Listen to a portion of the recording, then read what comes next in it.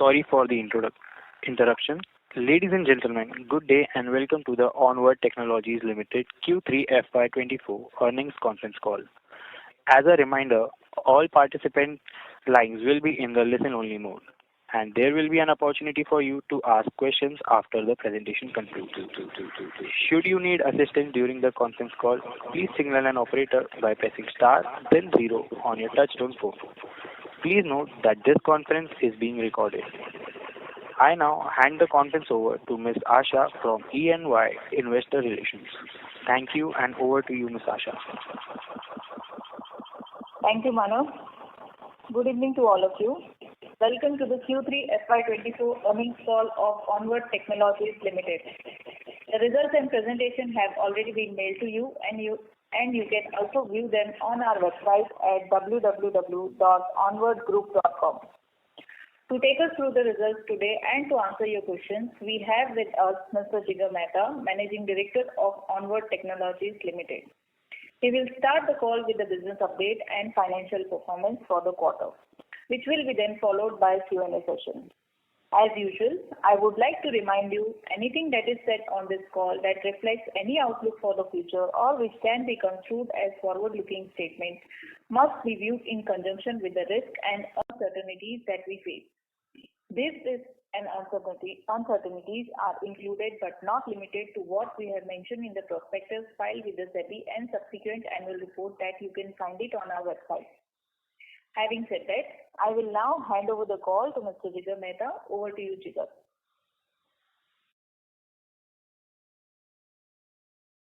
Thank you, Asha. Good evening, everyone, and thank you again for joining our Q3 FY24 earnings call. It is my pleasure to speak with all of you again. Before we dwell into our quarter details, I would like to take a couple of minutes and share the amazing journey that we had over the last 12 months. 2023 was a historic year for us, and I wanted to highlight some of the key strategic decisions that we made and providing insights into some of our future plans. So in 2023, we simplified our business model into 3 industry verticals, which is industrial equipment and heavy machinery, transportation and mobility, and healthcare business. And across 3 main horizontals, which was digital services, embedded electronic services, and mechanical engineering services. If you go back 12 months, we were all over the place, and we were getting into a situation where we were narrowing down on the 3 verticals which we believe could be very robust, fast-growing, and futuristic verticals for us. And that has led to this entire 3x3 matrix for us, which is what I would like to talk a bit more about. In addition to this, we also prioritize our markets mainly in the US, which is about 40% of our 39-40% of our revenues today. Europe, which continues to grow from single digits to about 14% today, and GCC market in India, where we are extremely focused on. We also took the year where we transitioned out of all non-strategic clients across the board. To put things in perspective, we were at 250 clients around the pandemic. Now we're down to 88 clients as of this quarter, which gives us a very clear execution strategy around our large, focused strategic clients. The strategic move actually had a lot more impact on our business that we believe, which is very long-term in nature, and it will be very rewarding, and it will make sure that it is well-sustaining business model quarter-on-quarter, year-on-year over the next few years. We streamlined our internal operations by implementing and going live on ERP and Microsoft Dynamics, on our CRM, which is Salesforce, and tons of other internal HRMS, ATS, PSA tools, which created the automation which becomes a scalable enterprise. Over the next few days and weeks, we are in the final stages of connecting all the APIs, which will connect all our internal systems, which helps us scale our business much faster for the next 3 to 5 years. In terms of customer acquisition, we onboarded 3 large clients in Q1. We onboarded 6 in Q2 and 4 in the last quarter in Q3. Now, I want to take a minute to identify what a strategic client for us looks like. A strategic client for us is a customer which has the potential to grow in North America, Europe, and India. where we believe we can at least generate $10 million per year, which means customers' R&D budget is at least $500 million to $1 billion plus every year. So there's enough opportunity for Onward with the right competencies and capabilities to mine and farm these accounts, which can actually help us grow in this business. And that is what has led to our transformation over the last 5 years. In addition to this financial year, large number of our key people moved into strategic positions and locations across North America, Europe, and in India. And we also continue to hire across all the 3 horizontals and the 3 verticals, which is what our customers are appreciating more and more and more. And that's what has led to, from single-digit EBITDA margin in 2022, we delivered double-digit in 2023. And I think the future is even brighter as we move forward for the next, as I said, several years. We are very committed to our stated goal by FY26. We know after the last couple of quarters we have our pre-task, but we do believe that the customer roster that we have, which is some of the best customers, best OEMs in the world, and it's an amazing management team and continuously getting stronger delivery organization, that we have sufficient comfort and confidence that we believe we are on the right track towards the guidance or the potential that we have given in the past. With a more financial war chest, and we'll talk a bit more about it. We have shared that in our earnings deck. We have now 87 crores cash on hand. We believe, and that we keep increasing as we see the momentum over the next few quarters.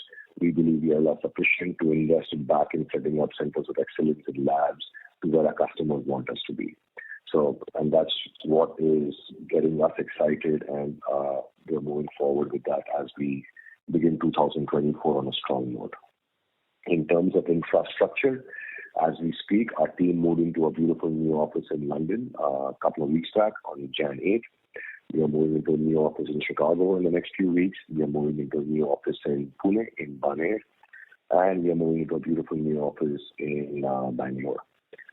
Post all of these offices, we are moving from single building to tech parks to where our customers would want us to be.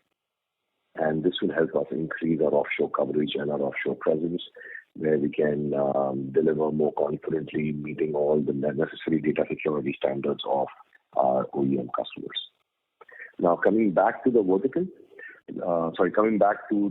9 months of this financial year and then the quarter. On the 9 months revenue, our revenue was 354 crores, which was a growth of 10.8% on year-on-year basis, and EBITDA margin at 11%. Profit after tax witnessed a growth of 6.4 times on a year-on-year basis to 27.2 crores. Our EPS was the highest at 11.90 in the first 9 months, compared to just 1.87 the same time last year. And our profitability is this year, and the cash generation is evident about what we have achieved, the investment that we made in the last few years and the result that we saw this year. And we believe that what we are trying to do now in the next few years will look even more exciting. Coming back to Q3, our revenue witnessed a decline of 5.1% quarter on quarter to 114 crores. And this was primarily linked to the furloughs and in the holiday season last 2 weeks of December. We were on the right track, so I think that impact was substantial for us, where 25 plus clients of ours declared complete shutdown and furloughs, and which had a one-time impact of 6.18 crore. If you add that, the numbers would look very different. In terms of industry footprint, our industrial equipment heavy machinery contribute 51% of our revenues.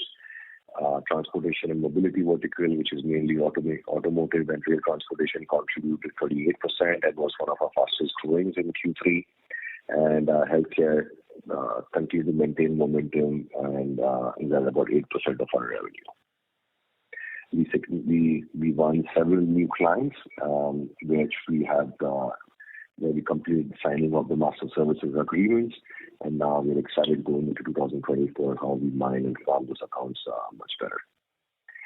Digital line of business, digital services continue to gain traction, and now it's about 40% plus of our revenues in Q3.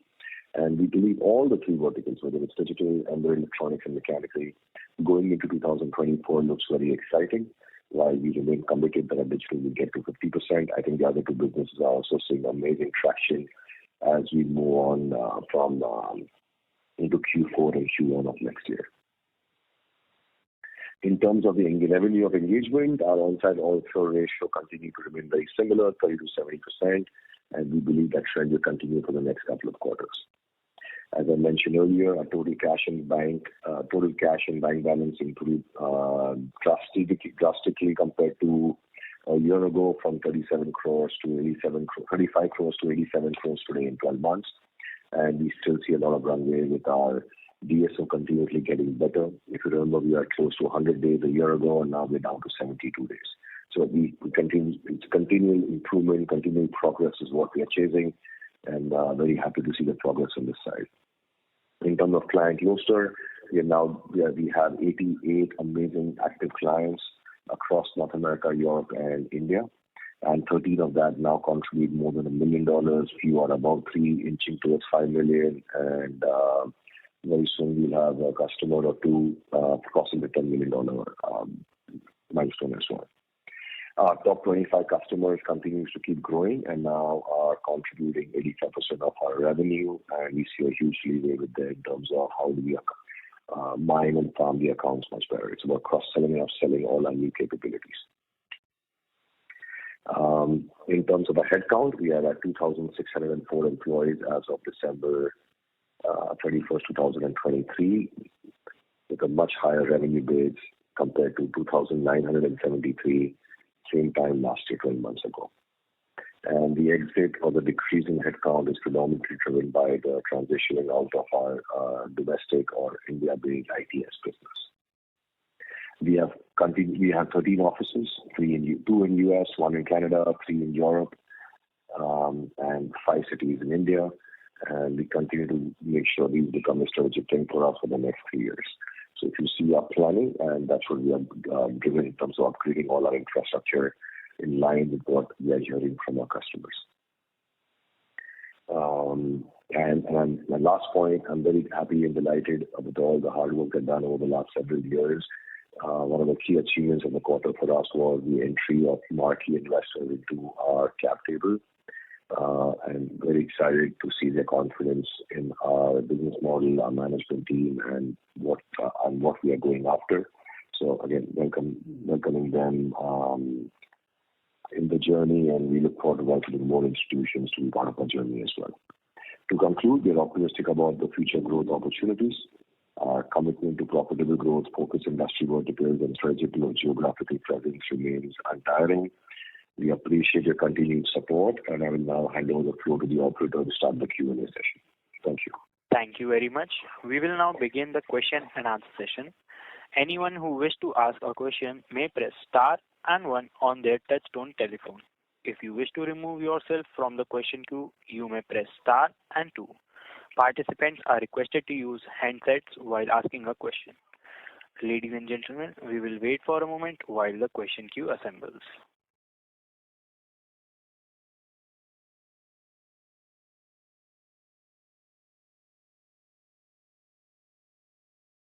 We have our first question from the line of Bala Murali Krishna from Oman Investment Advisors.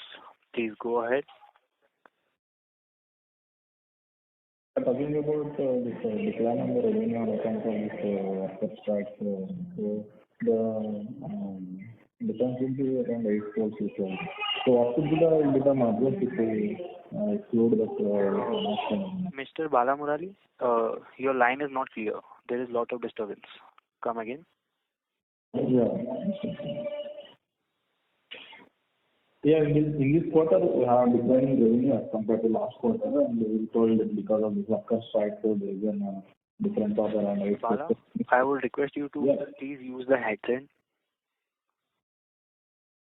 Yeah, I'm using a handset only. Yeah, now you are clear. Please go ahead. Yeah. Yeah, this quarter we have a revenue decline because of this worker strike. So there is a difference of around 8 crores for revenue recognition. So what could be the EBITDA margin if we exclude this one-off in this quarter?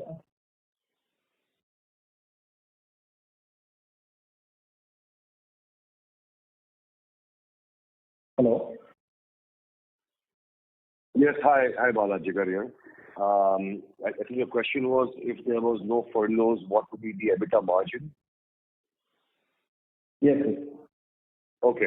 So again, the impact of the furloughs, the exact rupee value of 6.1 crore.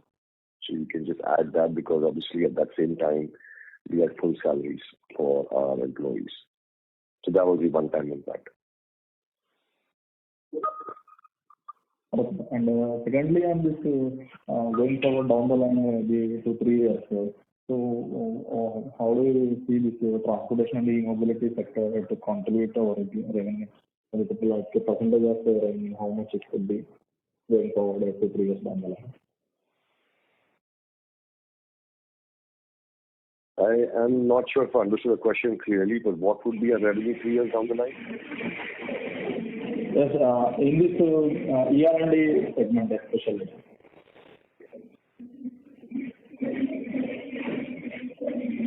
For the first 9 months of this year, our revenue is 354 crores.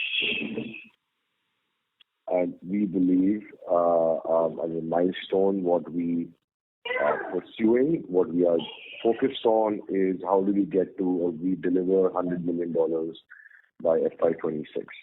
So that's the milestone that we are chasing. That's the milestone that drives us, that we are passionate about. And we believe that is still something that we can achieve. The entire focus of mine and our entire management team and the rest of the team is on execution. The potential is there, and why we feel good is we have the customers and we have the employees. So two of the biggest challenges what a growing young company like us has is that, and I think we have overcome that. Now we are at a stage where it's all about execution. So can we execute seamlessly? And that's where the next couple of years, the next couple of quarters for us are important. Thank you. We have our next question from the line of Nitish from Chris Capital. Please go ahead. Hello. Hi. Hello. Nitish, we are not able to hear you. Hello. Am I audible? Yes, go ahead. Yeah. Hi. So I have a couple of questions. The first one on growth. So just wanted to ask what gives the company confidence that growth will come back. And just another one, that has the new account billing started? Hello. Yes, hi. I got the questions.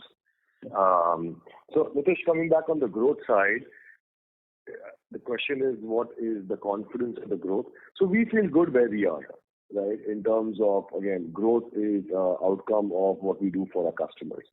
There are two types of growth in services business, as you know. There's one where you are constantly adding new customers to grow the revenue. For us, we are constantly identifying the customers out of the 88 that we have, which are those 10 customers which can get to $10 million a year, and we are investing behind them. Right? And that's where we are seeing amazing momentum with several of our customers in terms of moving up the value chain from 1 billion to 3 billion, 3 to 5, 5 to 10. So instead of being everything to everybody, we are trying to be something to somebody. Right? That's the whole logic of what we are trying to do. Number one. Number two, our future, the next 3 to 5 years, is about our existing customers. So today we do not have a lot of hunters or sales hunters in the market, right? All of them, we have transitioned that budget into account management, into farming, into more subject matter experts, into more domain experts, because we are trying to go deep into our current customer engagements. Just to give an example, we have supported a customer, let's say, for data analytics for digital services. We are also trying to sell to them autonomous driving, or let's say it's automotive customer, we're selling ADAS capabilities to them. We're selling infotainment capabilities to them. We're selling telematics capability to them. Recently at the client side, we won a large project for VNV, validation and verification. Now the same customer, we are also selling mechanical product engineering services. So it's all about selling all the 3 service lines to our existing customers. That's what the focus is. And the opportunities and the avenues to growth are enormous. So we are not seeing any challenge there. So that's addressing the first question on the growth side. And your second question was? Has the billing for new account started? has a billing. So billing for new account is not started. So the invoicing for the clients that we started in Q1 has already started. And all of them are ramping up slowly. And I think all of them will get towards 1 million, 3 million, 5 million, and that will, as I said, if we keep executing well, towards $10 million a year.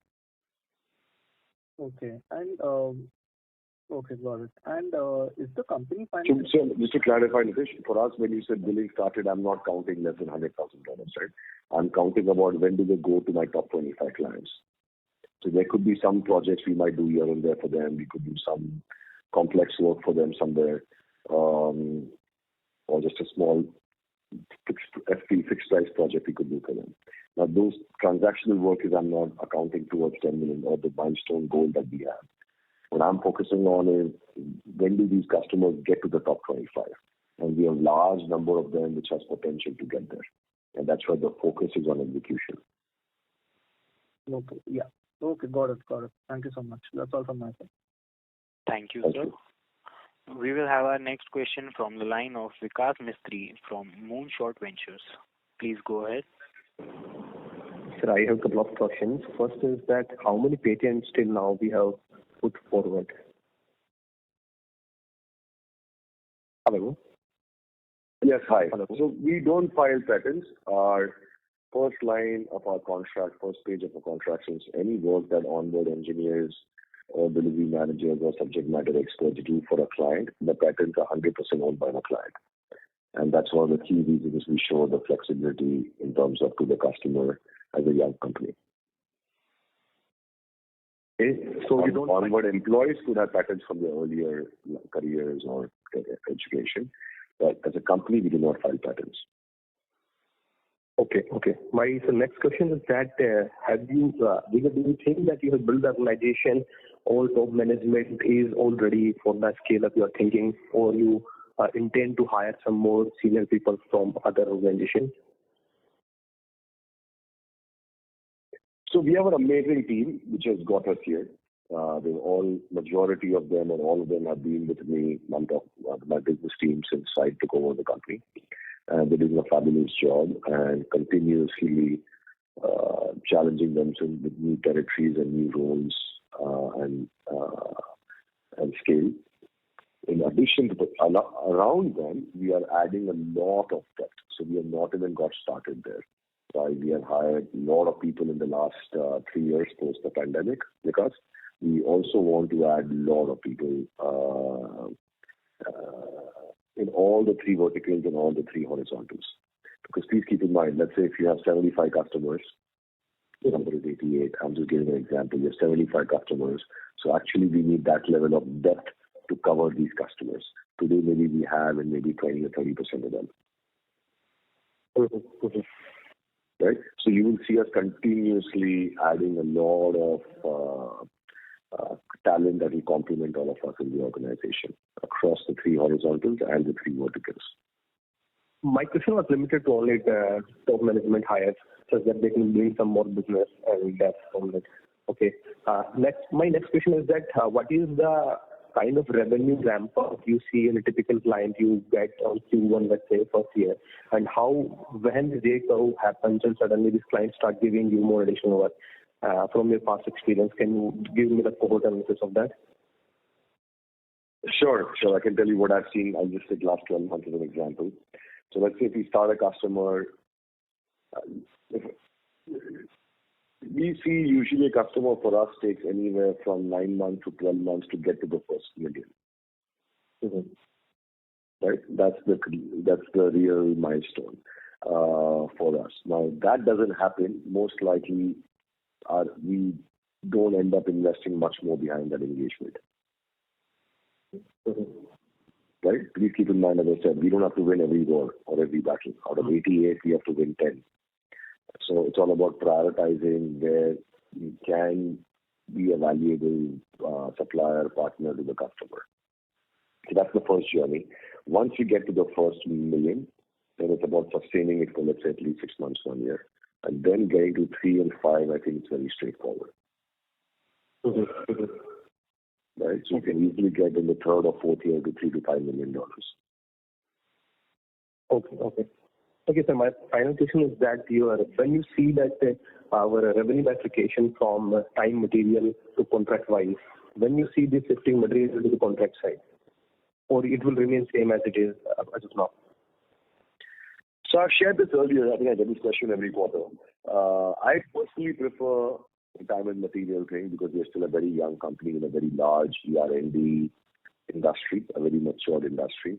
So our biggest strength continues to be to provide the flexibility, the agility to our customers.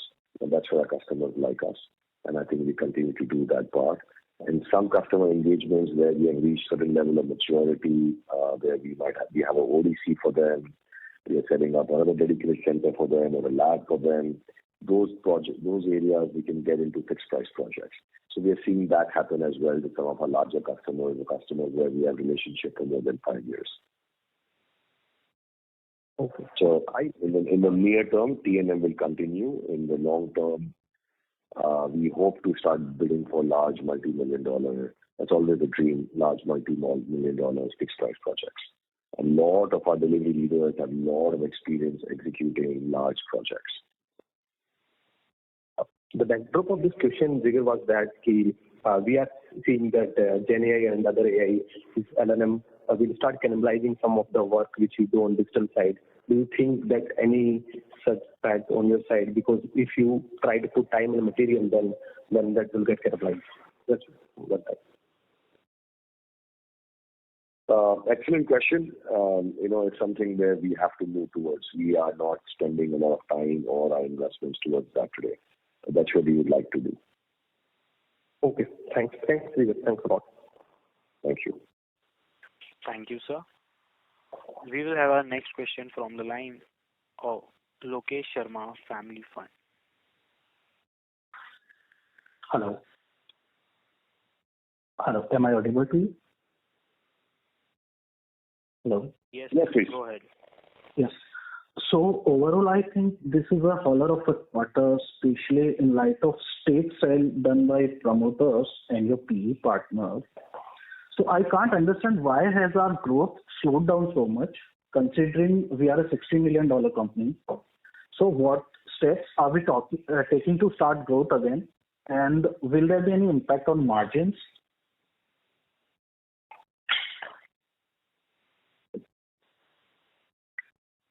Yes, hi. So our growth has slowed down. Growth has definitely slowed down compared to 2022 because the focus was on more value-added business and more quality business. The Q3 impact took us by surprise as well, predominantly because of just it happened last 1 week or 10 days of December, where customers announced furloughs or shutdowns or vacations. I don't know what happens in other companies, but this happened to Onward, and it's very new to us. And it's something we are learning to, and I think we'll be much better prepared for it in the next few years.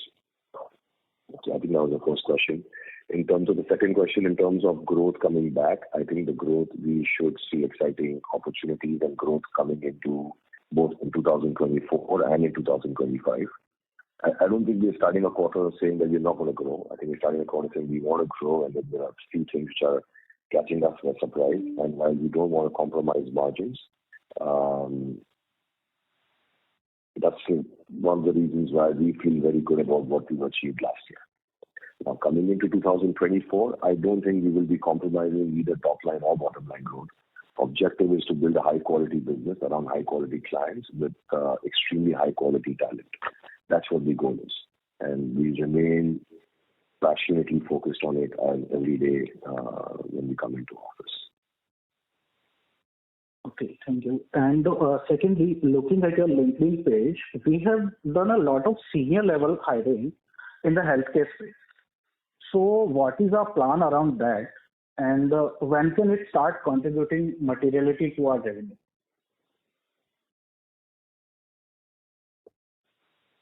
So great observation. I don't think we've done a lot of senior hiring only in healthcare. Healthcare is just one vertical for us, or the smallest, newest vertical for us.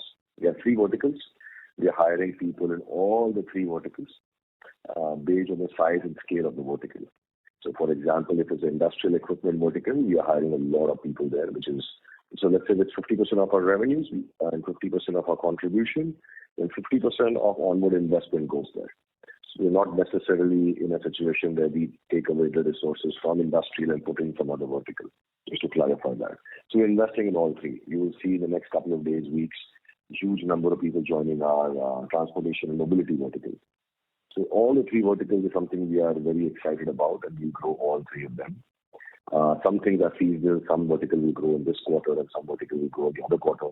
But we like all the three verticals, and we do not have a preference 1, 2, 3 years from now, 3 years down the line, which one is the biggest or which one is the fastest growing. We want to invest behind all three. And we're seeing amazing traction and a sales funnel as we speak. Okay. And you have given a guidance of 100 million for financial year 26. So what is the sanctity of that now? Considering the billing has not started yet, so what is the sanctity of that now? So I said this earlier. I'm not sure if you missed that, but we are, as I said, that's our goal, right? We set up the goal in 2020 or 21 when our strategic business was hardly $10 million, right? So it was a dream that we said, okay, what is the right goal for us to come out of the pandemic, to come out of sitting at home? And we came up with a goal. We are already much ahead of halfway through the journey. And we have to keep executing towards the balance. As I said, the clients are there, the team is in place. It's all about execution and in some cases getting lucky. Right? Otherwise, I don't think there is much complications or science in it. But it's all about onward team and the team that I have put in place, we are able to execute. Okay. Thank you. So we are very committed and driven towards the goal. We're not changing it every day just because of one quarter or 1 year what happens. Okay. Thank you, Jigar. Thank you, sir. We have our next question from the line of Sriram, an investor. Please go ahead. Hey, thank you. Jigar, Sriram here. Just the same questions. I think you answered it, but in terms of the sequential decline, the revenues also declined year on year when the furlough must have been applicable last year as well. So any other reason other than furlough that the revenue declined even on year-on-year basis? Sriram, hi, good evening. Not necessarily. I mean, not really, right? It's only, the one is the furlough. What also happens usually in December for the last 2 years, and I think we discussed this in the past, when the customers usually in US and Europe go on holiday, they want their suppliers in India to work. So usually last 2 years, at least for us, December or end of December, during Christmas and New Year holidays, when the customer had shutdowns or holiday period, we were still working. And in some cases, we were actually working overtime, so which had a direct impact on both top line and bottom line. This year was very different. A lot of customers, a lot of companies in the US, at least when we work with, literally started shutting down from December 10th to December 15th. And it's a new learning for us, I guess. And the feedback given to us was everybody had such a phenomenal year. It was more about giving their employees, their management team, their factories time to just enjoy the moment, recoup, and come back fresh for the next year. Of course, there was some cost pressures in the year ending in the US and Europe. But that's predominantly where we are at and how we are taking the situation, what we have learned from our customers. Because it's not just been one customer or two, it's been broad-based. And the EBITDA decline has been even sharper than the revenue decline by a fairly huge margin. So that's simply because of this revenue is the only cause for the EBITDA, or is there something else?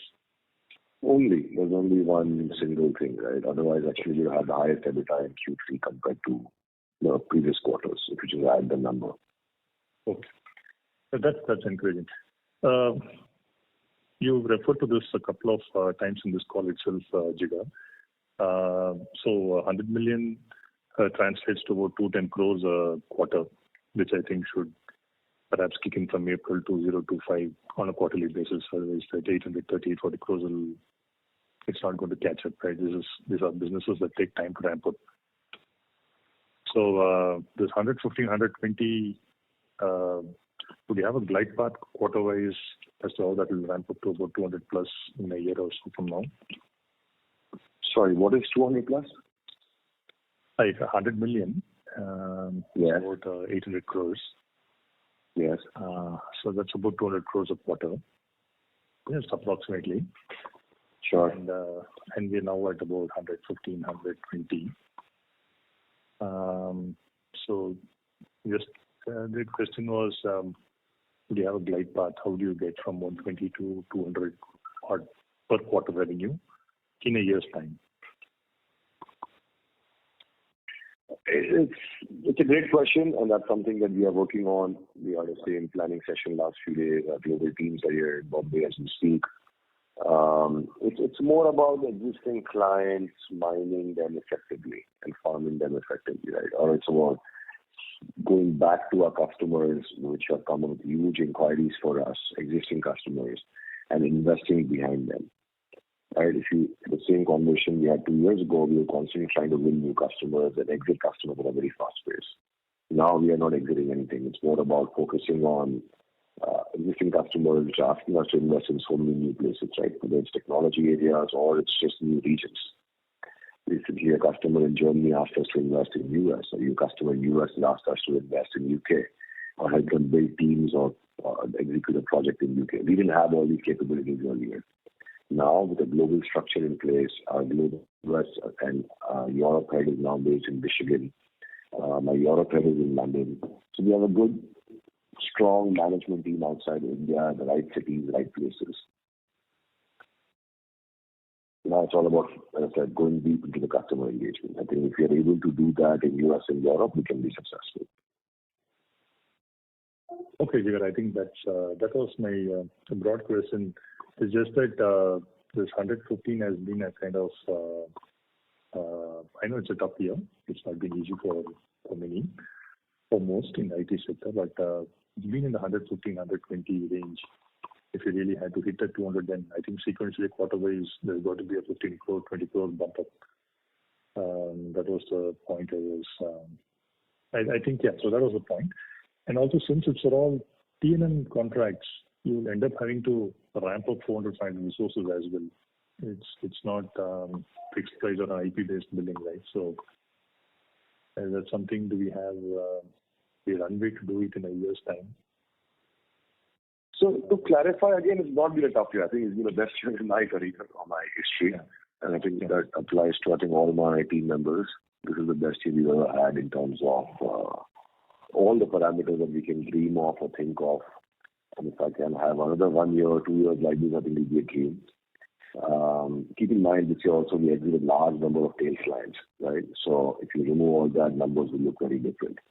But bottom line, cash generation, BSO, quality of customer, quality of employees has just been phenomenal. So coming back in terms of next year, absolutely. So we have to ramp up, and we have a beautiful, that's why I said earlier, it's all about executing. Hiring 400 or even 1,000 people a year is not a challenge. We have very capable people who can do that. It's more about investing in the right areas which are scalable and which are sustainable year on year for the next several years. We don't want to go and invest in a year which is going to die out 2 years later. That's the old Onward. We want to focus on areas which can be value addition to our customers where they also appreciate what we are trying to do with them. And we go global with them. Now, the entire growth has to come only from the India market is definitely a challenge. Because when you're just doing volume and then you're talking about thousands of people. And that's not the objective. We believe our 50% of the revenue from the international market has to move towards 70%. Then if you add the number of headcount, it becomes very marginal, very, very small and very achievable from the next several quarter perspective. Understand. So thanks, Jigar. Thanks for this transparency and the update. Thank you very much and wish you a great into 2024. Thank you. Thank you, sir. We have our next question from the line of Gauri Mishra from Narottam Sexaria Family Office. Please go ahead. Hello. Hi, Jigar. Am I audible? Yes. Yeah. Actually, when I put the question, it was for that $100 million revenue projection. But now you've explained that in detail already. I have a query. We don't see any effective tax rate trend for us. Why is it changing every quarter? Hello? Yes, hi. Great question. Actually, I asked my CFO the same thing. And let our finance team get back to you. I think I'm not an expert in taxation, but I will. It is fluctuating way too much. Minus 19%, 36%, 40%, 19%, 31%. So there is no trend at all. I mean, no, we will make sure we have an answer from you both from our statutory auditor, which is KPMG BSR, and from our CFO. Asha, if you can please take a note and get back to them in the next 24 hours or by Monday morning. Sure. Yeah, and just might sound repeated question because this $100 million everyone has been asking. I understand that there is luck which is going to play a factor when you've already you are capable of hiring and you are looking into mining the right clients at the right place. How confident are you on probability that it will not slip? There might be obviously difficult years. Do we see any slippages happening in our target of that 100 million by FY26 end? Just trying to figure out how is the global market shaping. How confident are you that we would achieve that? So, no, yeah, I said I don't wake up every morning thinking I'm going to do 100 million. I wake up every morning thinking I'm going to build a beautiful company. As I said, the 100 million which we announced as a goal, we feel very positive that we can achieve that number. A year ago, we were way ahead of where we thought we would be. Today, we are a bit behind. I think it's all about putting things in perspective, right? It's about, can we grow year on year towards that? We're talking about a small base. We're talking about all the right investments done with beautiful team, great infrastructure, great customer feedback. We're getting into all the quadrants. So we have all the stuff in place. Now it's all about executing. So as of today, it's very positive. Okay. And congratulations, you started new offices across the globe. But would Just definitely... Not started, just upgrading offices. I mean, okay. So, but would taking in new heads in different places have impacted more on your margins because there have been furloughs in this quarter? How much of that addition to your global heads at different places would have impacted? Is there a percentage kind of idea you can give us? Not much. Again, these are not big expenses. Please keep in mind, we're not looking at daily, weekly, quarterly numbers. We're looking at annually. We went from 4% to 11% in 1 year average. If you look at 2022, 2023, so it's been a phenomenal year from that perspective. Quality of clients has changed. Quality of my team has changed. And we have to make sure that we are constantly upgrading and investing behind our people and our customers. These are very natural things in a growing company. I think you would understand, appreciate that. These are not very, very big numbers. It's more about doing it. It's the timing which is what matters to us and what matters to our clients and to our employees. We upgrade all these offices because our customers came back and said, if you are looking at serious offshore work, you have to be in tech parks. You cannot be in an isolated building somewhere. It's a basic hygiene factor. Like I call it more hygiene than luxury. And we are investing in the right places and, very happy where we are at right now. Adding a lot of people. In some locations, we're running short of space. In some locations, we have a lot of extra space. So it's constantly balancing out, which our management team does every 6 months. Okay. All right. All the best. We hope that you reach that $100 million in FY26. No, that's just one milestone. We have a long way. No, that's the first milestone. And then the next milestone will come. Thank you. Thank you. We will have our next question from the line of Pratap Maliwal from Mount Intra Finance. Please go ahead. Hi, am I audible? Yes, sir. Hello. Please go ahead. Yes. Yeah, okay. Yeah. Hi, Jigar. Just wanted to ask, since you talked about that we've had some furlough impact in Q3, which is to be expected, of course. So just wanted to say that since you kind of seen it in the last few weeks of December, so what is the status now? Has that normalized, or are we seeing an extended effect into Q4 as well, which can kind of curtail the growth even in the next quarter? No, this was just, again, a great question. This is only for the holiday season. Everybody is back in office. We started winning projects. Everything is back in full action. Customers are even more excited than they were last year. So it's looking very positive as we speak. Again, but I'm not looking at day to day. I'm saying from 2024 perspective, it's looking very exciting for us, from where we are seeing it. And really, our whole management team was here last few days in Bombay from all over the world. This the confidence and the positivity that they all shared was refreshing. Okay, great. Thanks for that. Now, just one thing, since you pointed out that we're not so much actively chasing after new clients, our focus is more towards mining our clients. So just in this regard, I noticed that fall in the number of 1 million clients from 15 to 13. Is there anything to call out here? It could have dropped below. It could have dropped to 950K.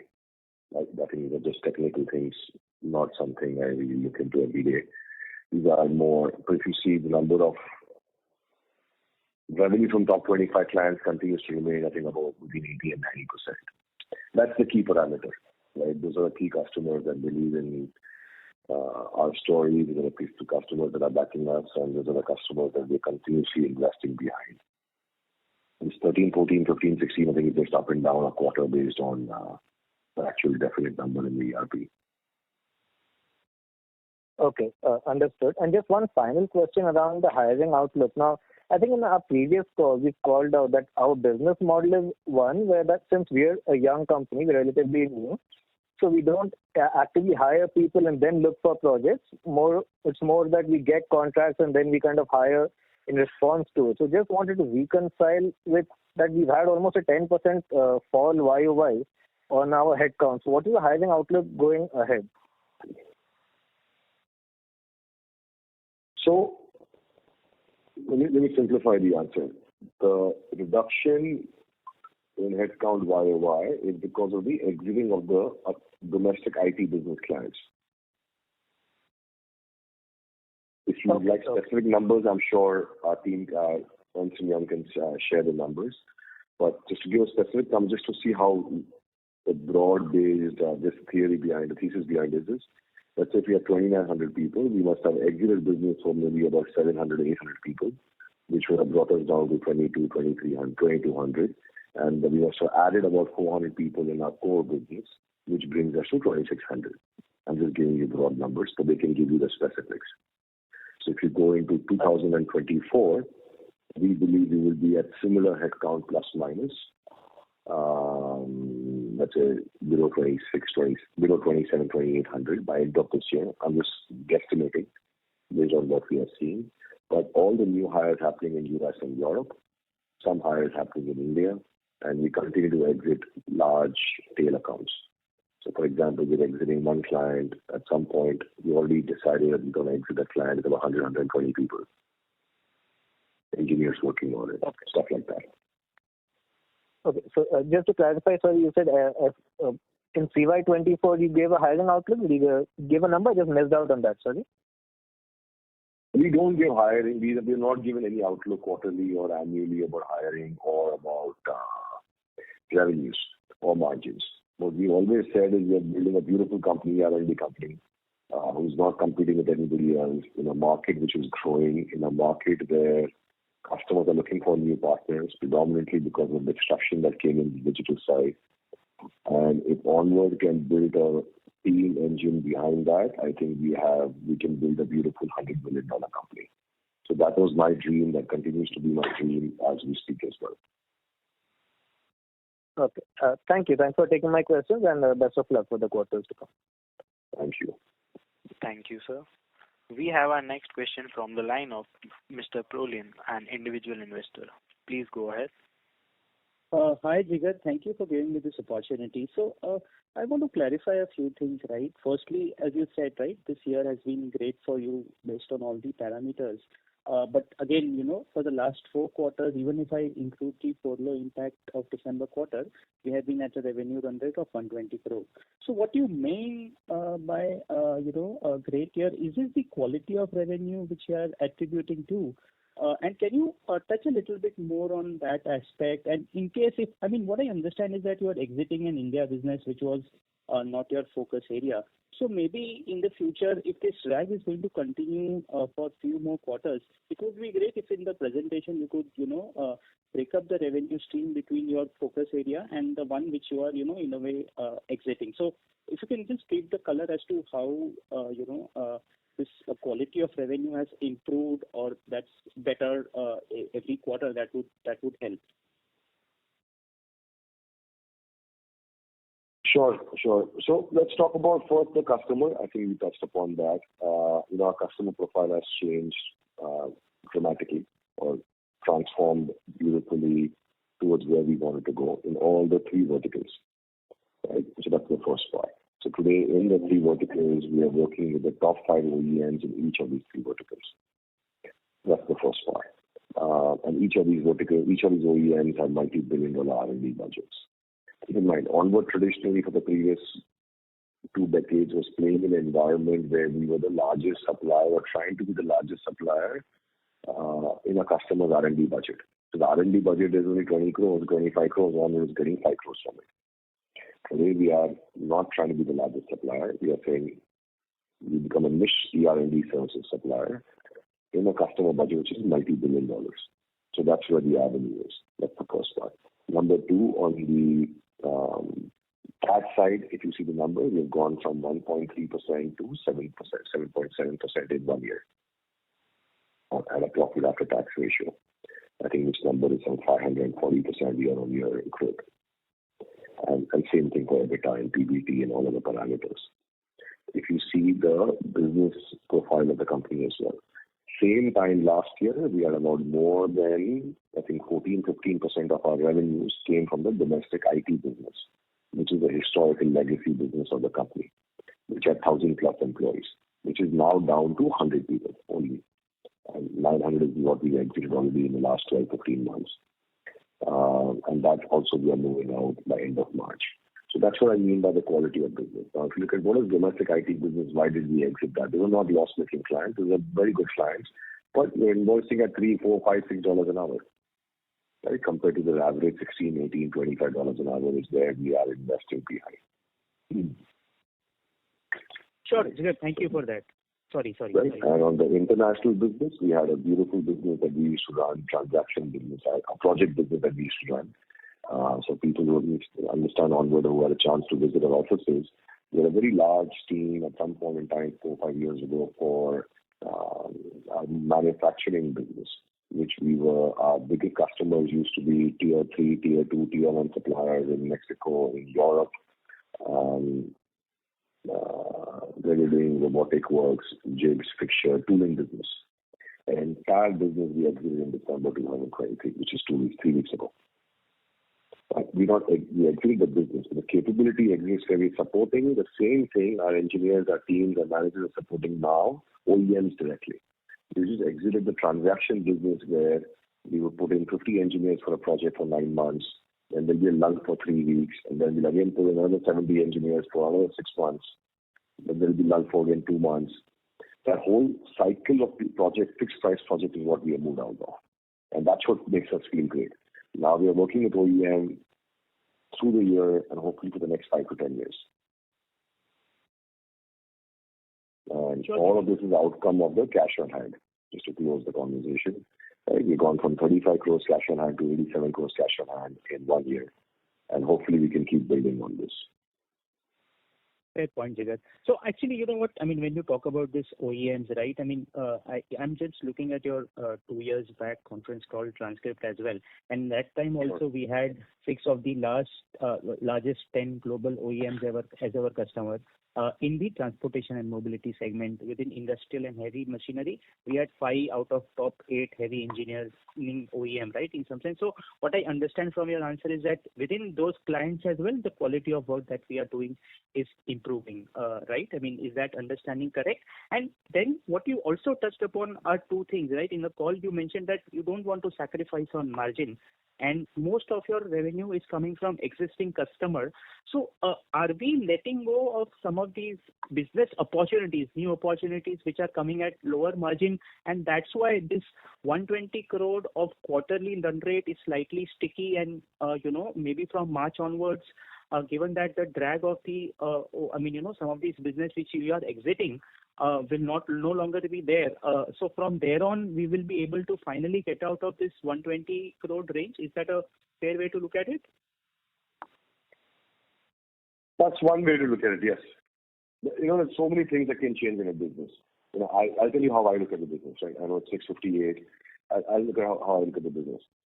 We had these customers, rightfully, as I said, 2 years ago, and maybe 3 or sometimes 4 years back as well, some customers. The difference was we were doing maybe only mechanical work for them, or only, let's say, some support work for them, application support. Today, we are working on actually new product development for them, or we're setting up a ODC for them, or we are engaged in projects which are on the embedded side where we did not even have a capability or a capacity 3 years ago. And last is all these customers that I'm talking about, please keep in mind, our biggest selling point today that we're selling to the customers is digital services. And that's where that has gone from 0 a couple of years ago to about 40% plus now. So that's what we're selling. We're not necessarily selling mechanical services or embedded services to customers. We're selling digital services. And once we are convincing the customer, then we're going back into other areas. So everything has changed from a company perspective. So if you look at it from an inside out, outside in looks a bit similar to, as you rightly said. Inside out, we're a whole new company with a completely different way of looking at stuff. Sure. Jigar, can I push one last question if you are okay? Sure. So we have been in investment phase, right? In terms of we have been recruiting business heads, we have been recruiting some of the client-facing people also for quite some time now, right? At least for the last 2 years is what I understand. So when you at the top of the business, when you look at the base business, right, and the growing part of the business, right, in some sense, how do you ensure that the base business or whatever you have already invested in is giving you enough ROI, right, in some sense? And based on the inputs that you get from the existing part of the business, how do you fine-tune the kind of investment that you want to make in the future? Just want to understand from your lens, right, inside out, how do you look at this, the core, the part of the business which is getting into stability and the other part of business which is continuously growing, right, in some sense? So if you can just give us some sense as to how you look at that, would be very helpful. Sure. Just to simplify it, let's take US as an example, right? My head of US was here last couple of days. We have,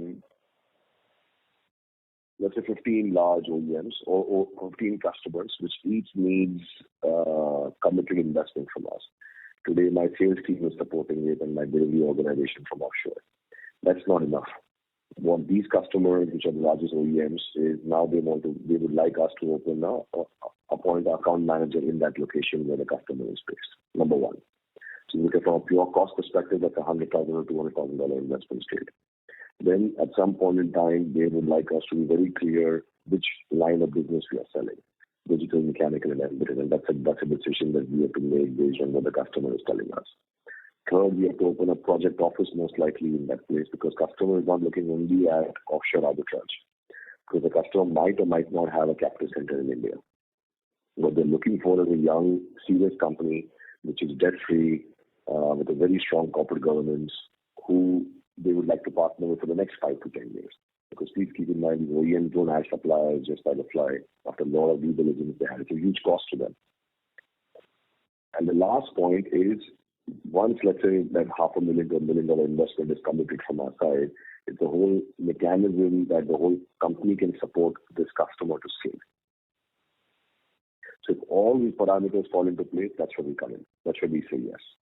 So let's say right now I've said yes to 4 customers where we will start the investment as early as February 1st. As soon as the team goes back to US. Sure, Jigar. Thanks a lot and all the best. Right? We will invest heavily behind these 4 customers instead of investing behind 15. Understood. Right. You're narrowing down our focus. Very clear. Thanks a lot, Jigar, for all the answers. Thank you. Thank you, sir. That was the last question for today's conference. I now hand the conference over to Mr. Jigar Mehta for closing comments. Thank you again, everybody, for joining in today. I know it's Friday evening. Really appreciate your time. And I hope some of the Q&A helped and the opening remarks. If there are any further questions, please reach out to our IR manager, Ernst & Young, and we'll be very happy to address them next week. Thank you again and have a great weekend. On behalf of Onward Technologies Limited, that concludes this conference. Thank you for joining us, and you may now disconnect your lines.